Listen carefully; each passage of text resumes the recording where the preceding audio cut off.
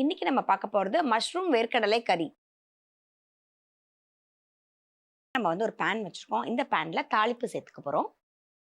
தாளிக்கிறதுக்கு நம்ம வந்து சோம்பு வச்சிருக்க வெங்காயத்தை ஆட் பண்ணிக்கலாம். வெங்காயம் வதங்கும் போதே இதில் வச்சிருக்க மஷ்ரூமையும் ஆட் பண்ணி நம்ம வதக்கிக்கலாம். இது வதங்கட்டும். இது வதங்குறதுக்குள்ள இந்த ரெசிபிக்கான மசாலாவை நம்ம வந்து அரைச்சிக்கலாம். ஒரு கைப்பிடி அளவுக்கு நம்ம வந்து நல்லா வறுத்த வேர்க்கடலை இது மாதிரி தோல் எடுத்துட்டு ஆட் பண்ணிக்கோங்க. ஒரு 4லேருந்து 5 காஞ்ச மிளகாய் உங்களுடைய காரத்துக்கு ஏற்ற மாதிரி நீங்கள் ஆட் பண்ணிக்கலாம். கொஞ்சம் தேவையான அளவுக்கு உப்பு. இதை நம்ம அரைச்சி எடுத்துகிட்டு வந்துடலாம். தண்ணி உங்களுக்கு எவ்வளோ தேவையோ அதை ஆட் பண்ணிக்கலாம். இப்போ இந்த மசாலாவை இந்த மஷ்ரூமோடு ஆட் பண்ணிக்கலாம். மஷ்ரூம் வதங்குறதுக்குள்ளே இந்த சட்னி ஆல்ரெடி இருந்துச்சு அப்படின்னா நீங்கள் வந்து இந்த மசாலாவை ஆட் பண்ணிட்டீங்கன்னா போதும். இது கூட காரத்துக்கு பெப்பர், கொஞ்சமாக தேங்காய் பால் ஆட் பண்ணிக்கலாம்.